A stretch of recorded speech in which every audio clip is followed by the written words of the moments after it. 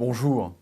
La présence de musulmans, de sarrasins en Provence et dans le Haut-Dauphiné fait l'objet de nombreux récits, de légendes et de souvenirs dans la population et les noms de lieux, Puymaure notamment, Pont-Sarrazin.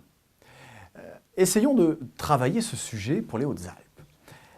Tout d'abord, au IXe siècle, de petites escadres de pirates sarrasins venus d'Espagne se mettent à piller les côtes de Provence et le delta du Rhône. En général, ils agissent pour leur compte. Toutefois, un petit groupe de pirates sarrasins musulmans s'installa dans le massif des Maures. Ils se fortifièrent à la gare de Fresnay, à Fraxinetum, d'où ils lancèrent des raids de pillage dans tout le royaume d'Arles, détroussant les pèlerins et les voyageurs, à peu près au IXe siècle. En 906, dans notre région, le monastère de la Novalaise fut détruit, sans doute aussi celui d'Oulx, dont les moines se firent appeler à cette époque le peuple de martyrs, à cause des païens, des musulmans. Plus précisément, dans le Haut-Dauphiné, peu de documents permettent de décrire l'invasion de ces Sarrasins.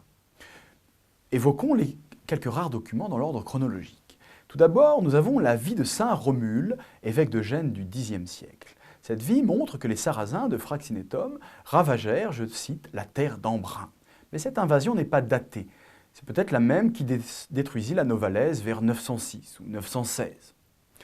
La deuxième source, c'est l'historien Raoul Glaber, qui écrit sur l'abbé de Cluny, Mayol. Mayol, revenant de Rome, fut arrêté en juillet 972 dans une gorge étroite des Alpes.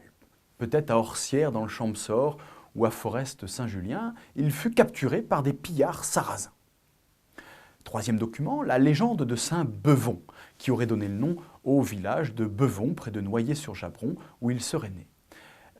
Saint Bevon remporta en 973 une victoire contre les Sarrasins à Périmpique, nom qui viendrait de Petra Impia, c'est-à-dire la montagne des infidèles, aujourd'hui Pérampie, entre Noyers-sur-Japron et Ripier.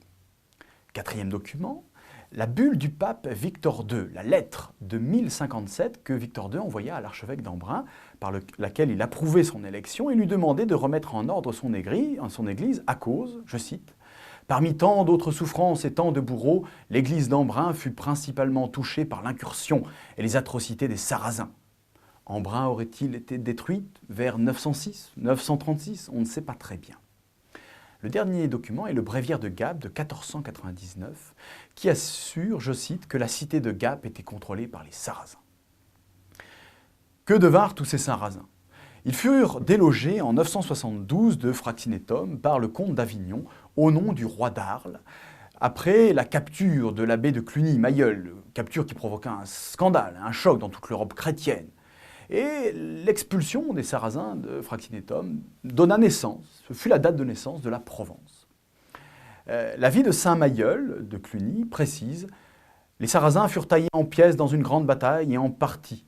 Ils eurent la tête tranchée par l'épée. » Et la tradition locale fixe cette bataille au plan de Fazy, près de Guillestre. Localement, cette histoire donna naissance à des souvenirs, à des légendes locales. L'archevêque d'Embrun, Benoît, aurait été martyrisé par les Sarrasins vers 926. Embrun fut dévasté, la cathédrale transformée en mosquée. Le tableau fut désastreux, la population se mit à fuir, il y eut des massacres, l'insécurité fut générale. De pieuses traditions oublièrent peut-être que la présence sarrasine reposait sur peu de documents. On inventa des étymologies originales autour des noms de lieux, Puymaure, Montmorin, mais l'expression de mort aux Sarrasins, à l'époque, n'est jamais au Moyen-Âge utilisée pour les Sarrasins. Le Morus ou le Morinus, c'est le noir, le brun, qui désigne souvent la montagne noire.